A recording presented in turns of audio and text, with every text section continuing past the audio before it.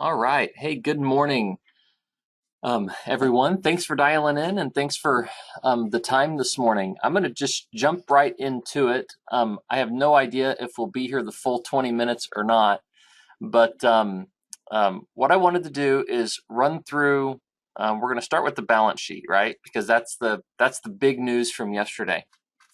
We'll start with that, and we'll talk a little bit about spreads, and then we'll jump through our charts moving from the weekly, daily, and I'm going to go all the way down to the 1 hour today on corn and soybeans because I think it's interesting how we traded from pre-report and then post-report yesterday. Okay, so this is the column for yesterday's report. This is corn. They raised our carryout to 1.5 billion bushels. Okay, and why'd they do that? What's the magic number? Um, I would I would tell you that the magic number is 10%. They they put the carryout at 10%, which is 10% stocks to use. That seems to be the breaking point between we're too tight and we've got a little bit of extra. Above 10, we're extra. Below 10, we get pretty tight. And this has been a theme with the USDA on the corn balance sheet starting late last year. Okay, so if we look at the January report, January report was bringing in the harvest from 2020 and projecting it forward to the marketing year that just ended. Okay, this one in October of this year, this is taking this crop and projecting it forward to next year. So if you can see, it's a magic number. It's the same. They didn't do anything else except manipulate a few of these numbers and guesstimate to exactly where they're at. So last year we rallied. We started to price this in as if it was too tight. And so this year we have a record crop. We're 1/10 of a bushel away from a record crop here, and we've got the same carryout that we had a year ago with the smaller crop. So something is shifting in the demand side, which means we have less margin for error than we had prior.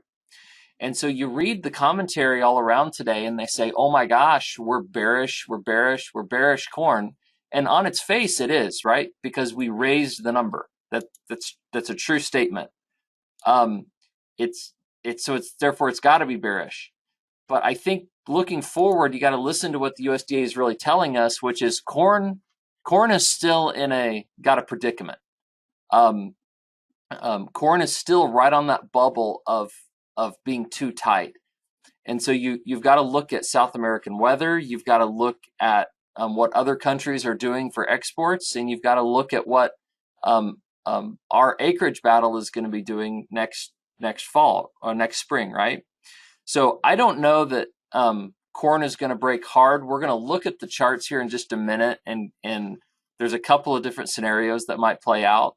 But I don't think it's like corn Armageddon, where this is such a dominant trend here that it's got to go much higher, because we don't know what demand is going to do yet.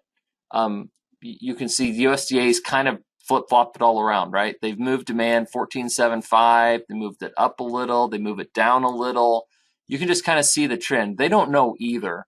So they're just kind of letting it bob around, and we don't know for sure what China's going to do.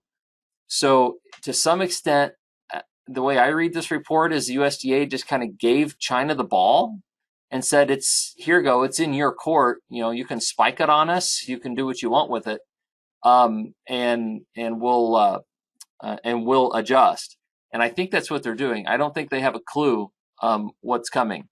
I think that this number is, it might be accurate. I don't know. Everyone seems to think that they have a perfect crop. So this number probably won't come down. This number here started here, okay? So the way these balance sheets work is in January, February, March, April, these numbers are the ending carryout, and then we switch to the next year and we move this one up to this line. So this carryout actually dropped from 1.5 down to 1.2. That's kind of how you should look at that. So it actually got tighter than their 10% thought than they had, which is why we've had such high prices. So moving forward, we're going to be looking for any type of evidence that this number is going to contract or shrink moving forward, right? What causes it to shrink? Well, if this yield is tapped out and starts to shrink, then this number comes down. If demand stays strong or starts to be picked back up, then this number comes down as well. There's still some disparity between what people are saying in Brazil for what was harvested versus what the USDA says. I'm not going to dive deep into that, but there's still some disparity there. And there's some disparity in other countries as well as to just how much feed grain there is available for use. So I think that's why they left the 10% number, because they don't know, and they wanted to signal to the market that they were unsure. So soybeans, let's look at this one, because this is by far the more bearish number, right? Soybeans, they just increased the yield so much, and they miraculously found more bushels from a year ago. So, they told us 120, we can go all the way back, right? 120, 120, 120, they didn't change it. Then they start creeping it up, and then all of a sudden, boom, they throw, they take us all the way to 256. And so now with a big yield, with extra bushels from the beginning side, now here we are with a carryout of 320 and a 7% stocks to use. So this is a much more bearish number than a 10% corn number. So the acreage battle that's going to be coming here is going to be really interesting, because of the input situation. Will inputs break? I don't know. China's coal is breaking out to new highs, even during their Wednesday session. So I don't know if fertilizer prices are coming down anytime soon. And certainly corn is sitting right at the bubble of whether or not we want to break it or not. But beans are pretty much the tell. If we go back to last August, we had the most bearish crop report basically that you could have written. I think our corn carryout went down to like 2.8. I mean, it was insanely bearish, and the market turned around and just started rallying.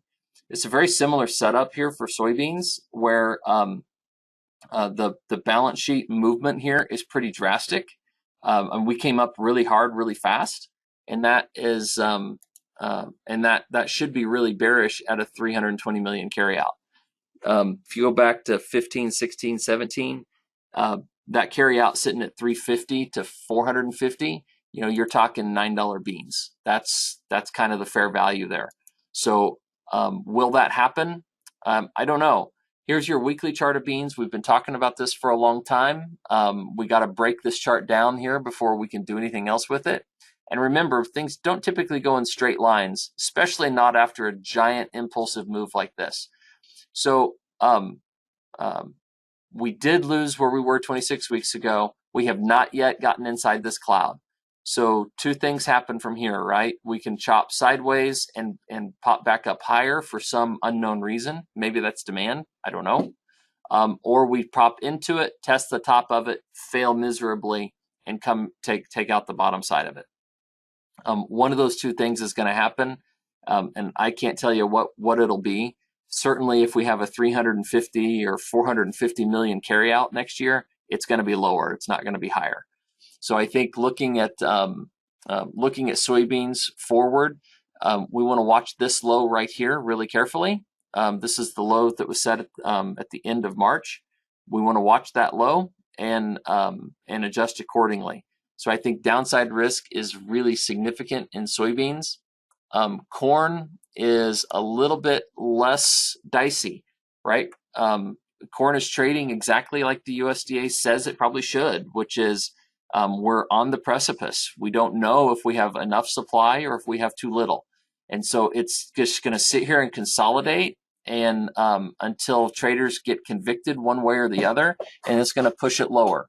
So given that most of the people that I work with, corn is their major downside risk. It accounts for 80% of the bushels.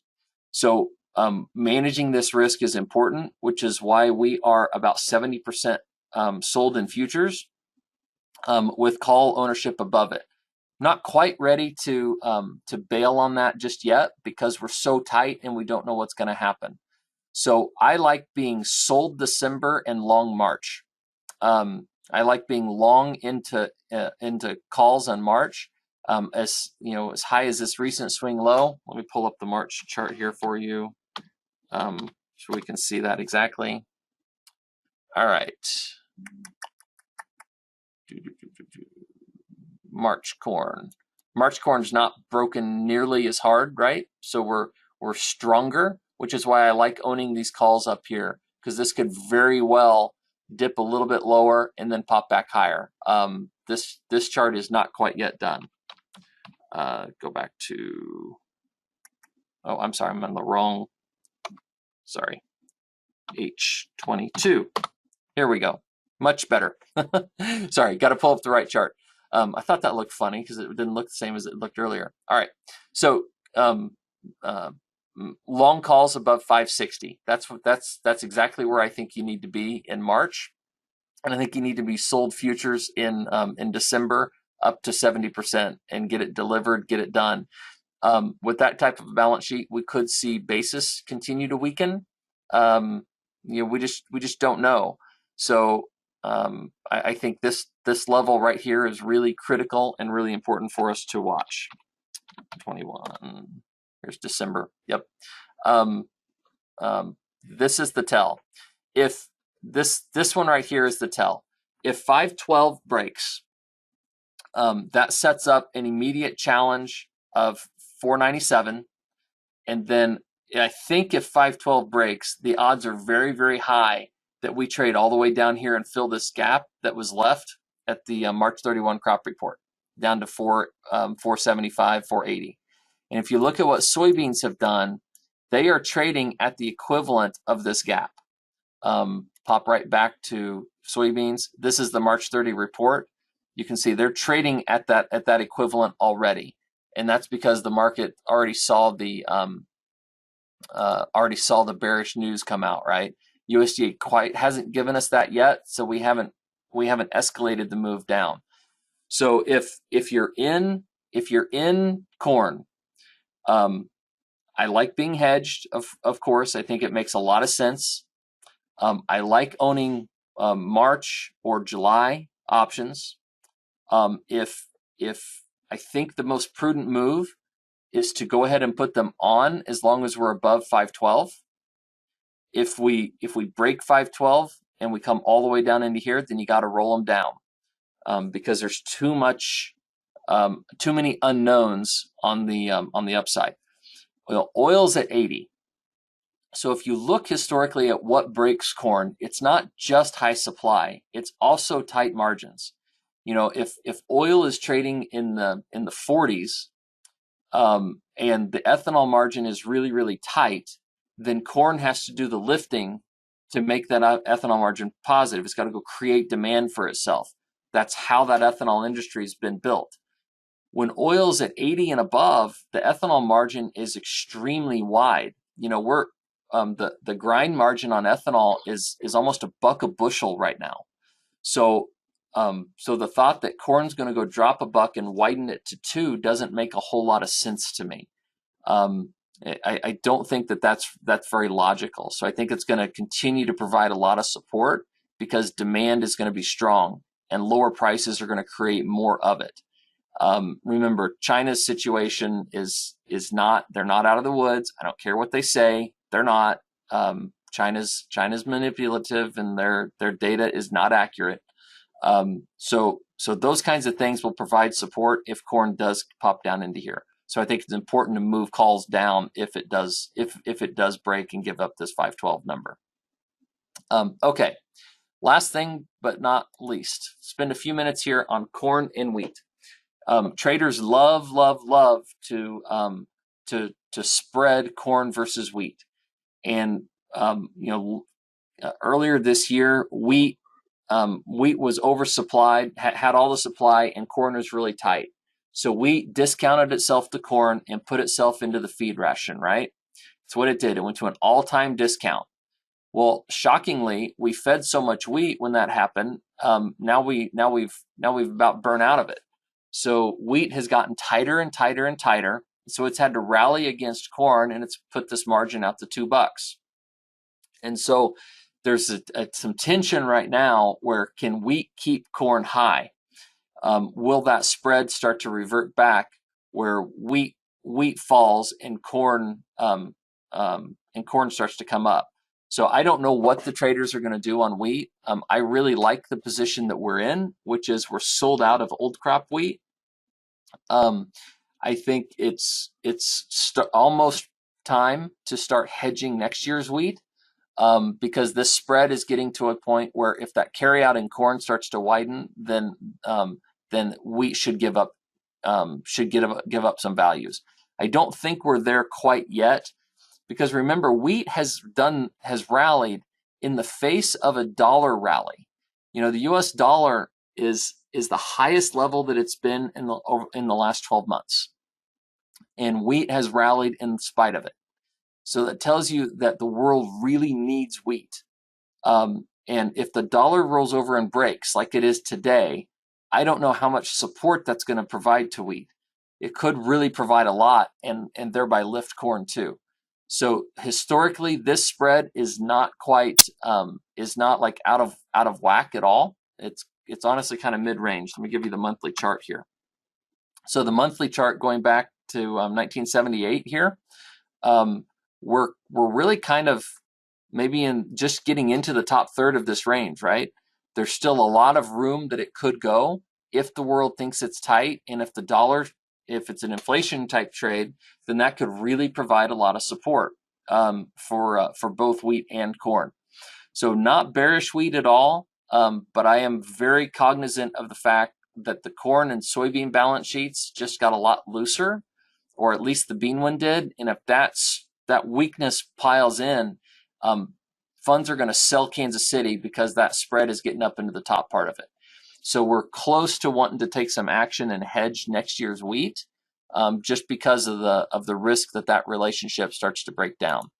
But from a chart perspective, this wheat chart looks really good. It has for weeks, and it just continues to look good, even though we're down 6 this morning. We're trading a little bit lower from the peak we had a week ago, but it still looks really good. So if corn finds a bid, I would expect wheat to explode. If corn collapses, then it could drag wheat a little bit lower, but I think we really got to pay attention to the dollar. So long way around the barn there, but for now, wheat looks really good. It's got to go, and it's got to lead the way up out of here, or it's going to start coming under pressure. So we're going to put a nervous trigger finger on the hedge button for next year's wheat, just to make sure that it doesn't get away from us into there. So that is the analysis for today. Hedged corn, get ownership on into March. Definitely if we break definitely if we break 512 and head to 480 on December, we definitely want to get ownership on into March and July, because I think that's going to be a great buy given the tightness there. Soybeans, we'll just have to see if they rally in the face of of the balance sheet that the USDA just put out. It tells me a lot, and probably is a really bullish signal. If they keep working lower, then we'll see how corn reacts to it, and we just spent a lot of time with that. So that is what we got for you this week. Obviously, happy to help work through anything. There's a lot of gray in the sky on the grain markets right now. We don't know which way they're going to go, but we'll keep you posted on any major chart developments that happen. As always, there is significant risk in trading futures and options. So if you do so, do it in light of your own financial condition. and work with a professional as you do it. I hope you have a great week, and we will talk to you next Wednesday.